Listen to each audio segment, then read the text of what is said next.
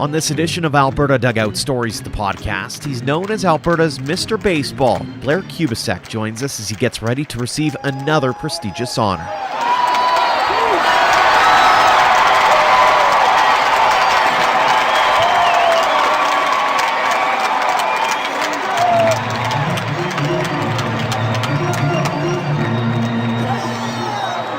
Welcome to episode 73 of Alberta Dugout Stories, the podcast. I'm Joe McFarland. The Prairie Baseball Academy has become a staple of southern Alberta and is celebrating its 25th anniversary this year. To mark the occasion, the Academy announced it's creating its own Hall of Fame, with 6 people being selected as the first inductees. Blair Kubicek, Doug Jones, Keith Jorgensen, Rick Pascal, Larry Nolan, and Dustin Mollican will be honored at the PBA's banquet this coming weekend. Kubicek is known as Alberta's Mr. Baseball. Moving to Lethbridge in 1995, he helped bring the program to life, coaching for 15 years and helping grow the game all over this province. We caught up with him this week to talk about the induction, his advice for others trying to build the game in this province, and why behind every good man, there's a great woman. Blair, thanks so much for joining us on the podcast. Not a problem. Let's start with the news of the day. What does it mean to you to be chosen as part of the first class of the Prairie Baseball Academy's Hall of Fame? Well, it's pretty hard to put into words, quite honest with you. The other fellows that are going in with me are greatly deserved, and it's going to be an honor to go in with them. And this isn't your first Hall of Fame either in Alberta. I know you were inducted into the Dawgs Hall of Fame in Okotoks back in, I think it was 2014. What does it mean to you to be thought of so fondly across the province and not just in one general area?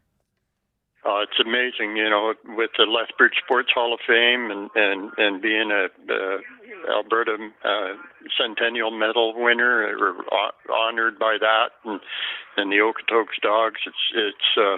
It's amazing for a kid from Victoria, British Columbia, to go to Alberta. And I do have some connections with Alberta because my father was born and raised in Drumheller. So okay. My grandmother taught in Drumheller, and my grandfather was a miner. Imagine that, a miner in Drumheller. So does it ever it's pretty special. Does it ever strike you as weird that you're referred to in some circles as Alberta's Mr. Baseball? Yeah, it does. It does. The coach part that comes with the territory. I've got. It's pretty amazing. I got guys that are 65 years old that I coach, and they still call me coach. And I try and tell them that it's now okay to call me Kubi. Just don't call me Blair. So. Walk us through the beginning, I guess, and what drew you to baseball in the first place, and beyond that is to give back to the sport as much as you have. Well, my dad played a very, very short career. He was 27 years old when he got signed to play for Victoria Thais in 1952. Don Prees was the playing manager there, who ended on to have a tremendous career and just passed away a month and a half ago. So Dad played with the Yankee organization in Victoria, and just so happens that the first uniform I ever wore was that same year. I was a bat boy for the team in pinstripes. So, that's how many years ago? A long time ago.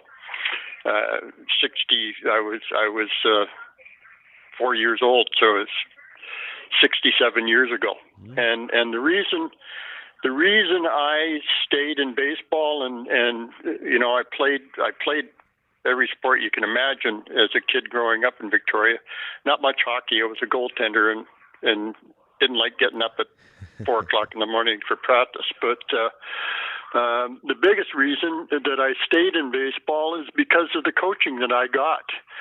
I can tell you all of my coaches. I can tell you their first name, their last name. I can tell you quite a bit about their families. My last big influence was a fellow named Ernie Neville out of Branson, Missouri. I went to Show Me Baseball School and then on to Mickey Owen Baseball School and then on to Show Me Baseball School in the mid '60s, and he was a huge influence on me, as was Dave Pye. I played. They didn't have T-ball in my day, and I I fought with the league and got to play minors when I was 7 years old, and then as Dave Pye was my minor coach, and Bill Pryor, who was one of my dad's teammates, had a great professional career, was my Little League coach, and then Don Stewart was my Babe Ruth and Connie Mack coach.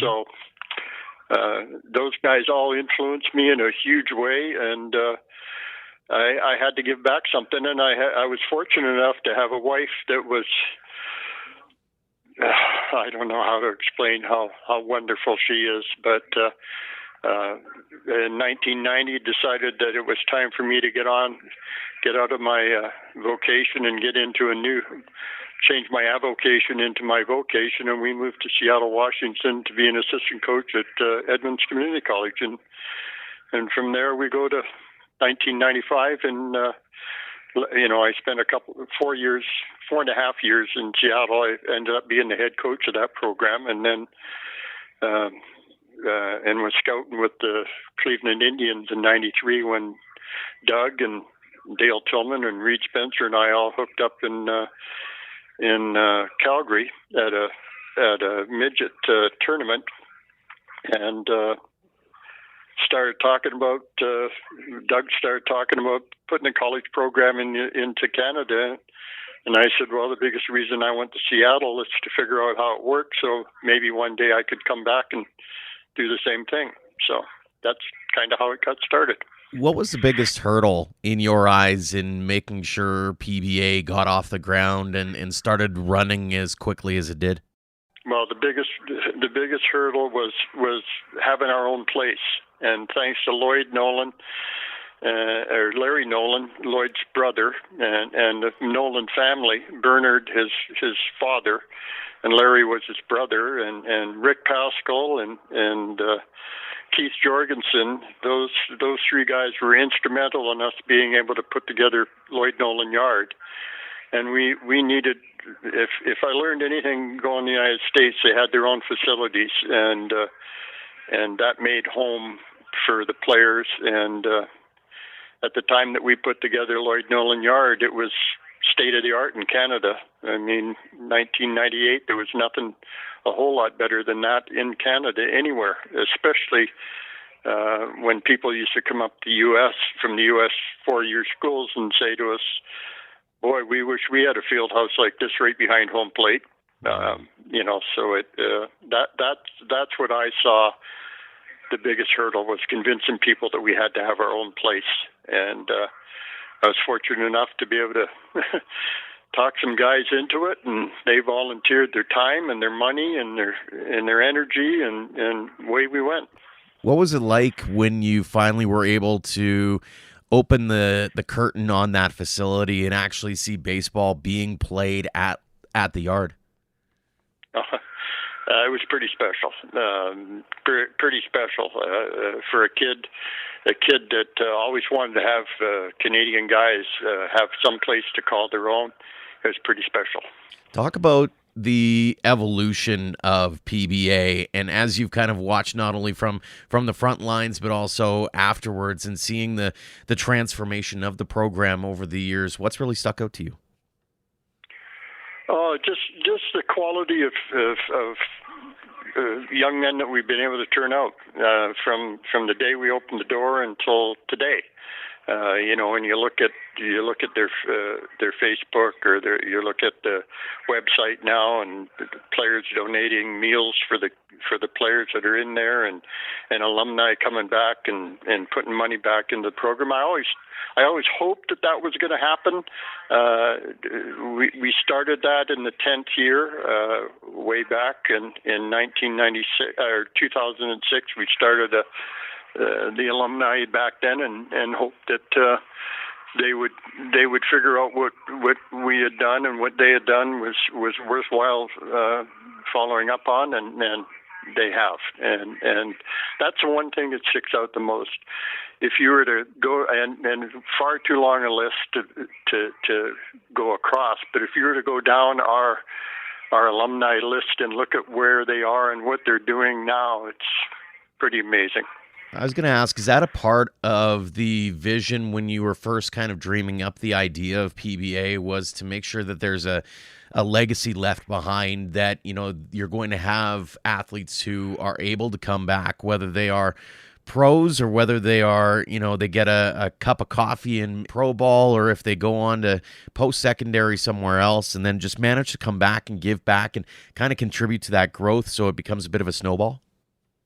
Well, I was always a proponent of college sports, even in Canada, you know, before I moved to the States, and had the good fortune, or bad fortune, however you want to look at it. It ended up being the good fortune of sending some young men down to the U.S. and then coming back, and I could never figure out why they came back without success.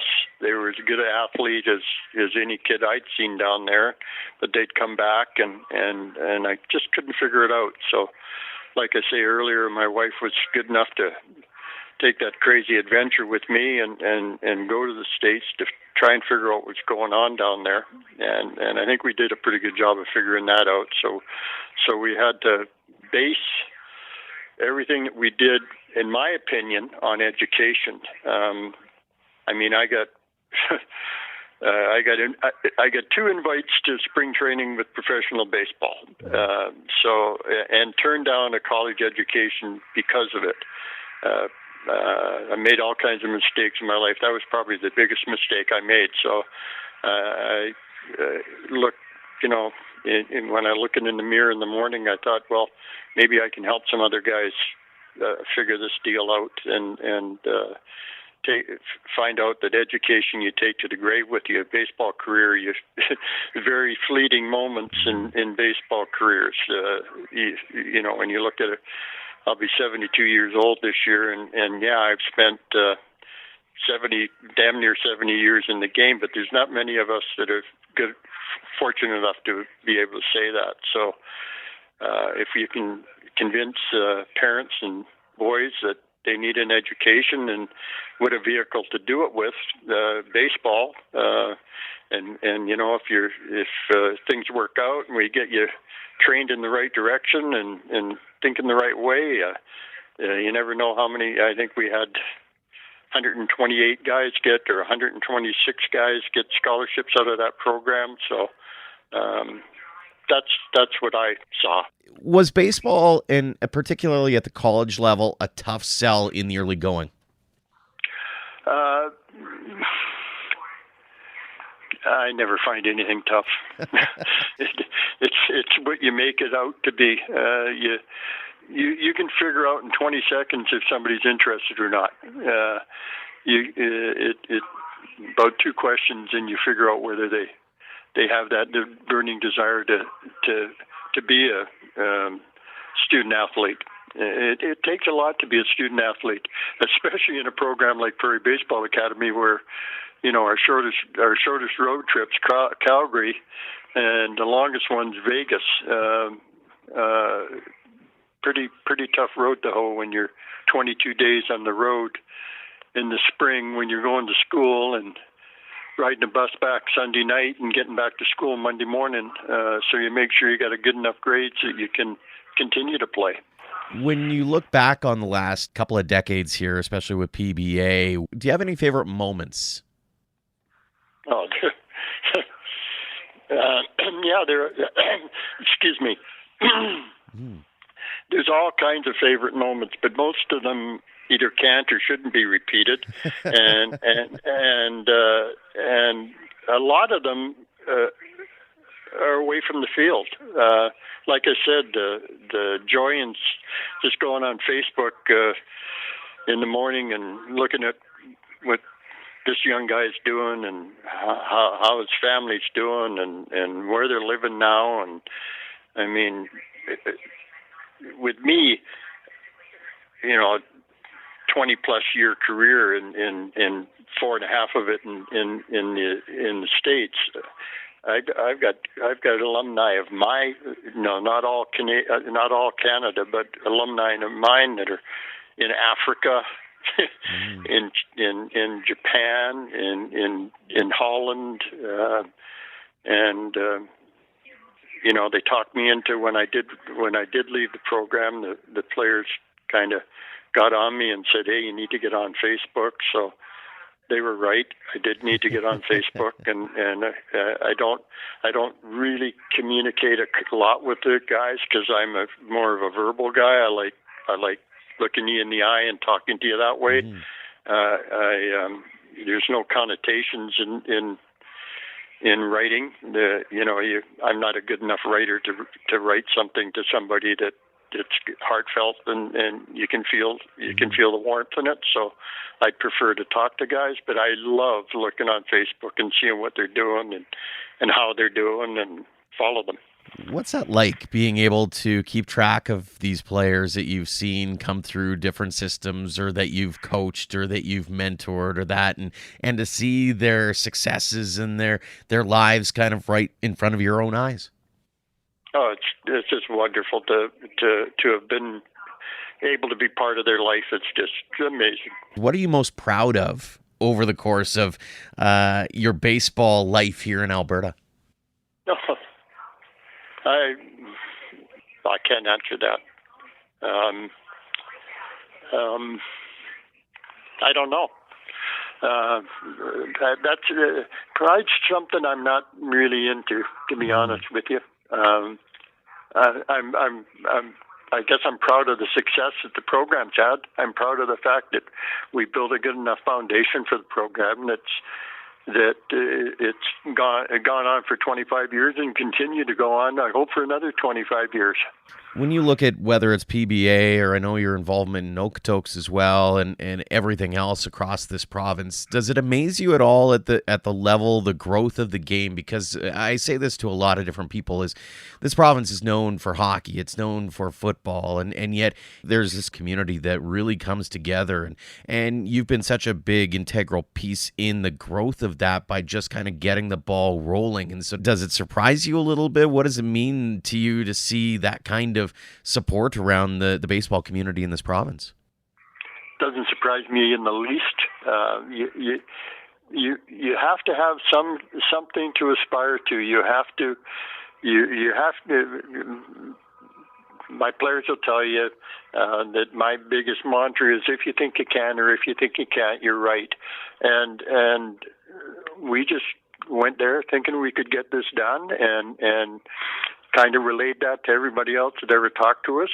We weren't into politics. We weren't into trying to one up anybody. If they wanted to play us, we'd play them. If they wanted to come to our camps, we'd talk to them. If they wanted to go to somebody else's camp, we'd support that. We just tried to be as supportive as we possibly could for baseball, and I think it worked out pretty good. I think Alberta is become a reasonably powerful province in the sport. Numbers always play against you when you got BC and Ontario and Quebec, who've got huge numbers in comparison to Alberta. When you look at our record from the silver medal team of 1997 in the Canada Summer Games to today, I think it's pretty special.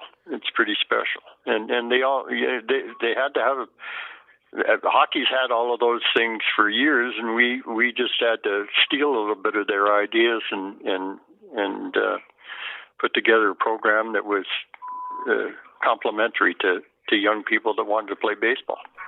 I know in talking to a lot of organizers, whether it be in the women's side of the game or whether it's in the grassroots community level, or even here we're starting to see a couple of more teams. We got expansion happening with the Western Canadian Baseball League in Sylvan Lake as an example. What would your main advice be to those who are trying to build something in this province in the baseball world? Just believe you can get it done, and don't listen to the no's. Just listen to the yeses. You get all kinds of no's. Just grab those yeses. When they say yes, just grab onto that one. It's amazing listening to you talk is that you kind of take almost a batter's mentality. Yeah, you might strike out or yeah, you might pop out, but you're only as good as your next at bat. It's almost the same way that you've treated the business side of baseball is, yeah, you might get a no, you might get 5 no's, but at some point you're about to get that yes, you're going to get that home run. That's right. I had the good fortune of being in business for 20 years before I gave that up and went into this industry. Businessmen trying to start a new business or build a business. There's all kinds of people that you've got to bend for and do things for and you learn to roll with the punches, to be quite honest with you, and you can take it on the chin and get back up and have another go at it, or you can fold the tent and go away. I was never about to fold the tent at anything I ever did in my life. I had the good fortune of having a mother and father that and coaches, like I said earlier, that said, "Hey, get her done. Don't complain to me about your problems. Just nobody really wants to hear them." Final question for you, Blair. Looking ahead to the weekend, there might be some listeners who aren't going to be in attendance, but what will be your main message to those who've chosen you to be a part of this class and to the community at large who has been behind what you and so many others did towards building the game here in this province? Well, look to the people that volunteered the time. I had the good fortune of getting paid to do what I did. I had to look out for my paycheck, so there's a lot of things I had to do just to make a living. Look to the people that volunteer. Those are the people that everybody should really get behind and quit complaining about this and that and the other thing. Rick Pascal, Keith Jorgensen, Larry Nolan, Doug Jones. Those people are the people that really I want to talk about. Those are the people that, had it not been for those 4 guys, I don't know how. We'd had to find another 4 guys, and that's not an easy task. Like I was saying earlier, to go and find 4 yeses, pretty special. And those guys were big time yeses. They helped in so many ways. That's what I want people to understand is hey, you're doing this. I hope you're doing this for the right thing, and that's to support the youth of the youth of Canada, the youth of Alberta. That's the future of this country. That's the future of baseball. So support them and don't complain about it. Just do it. It really is rewarding. Blair, congratulations on the Hall of Fame induction. Thank you so much for joining us on the podcast, and thank you so much for all that you've done for the sport here in this province. Well, thank you very much.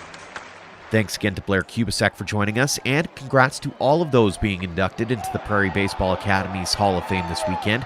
And as always, thanks to you for downloading and listening. If you have a spare moment, do us a huge favor and leave us a rating and review wherever you're listening, as those actions help spread the word about the podcast. Until next time, thanks again for all of your support, no matter the platform, of Alberta Dugout Stories.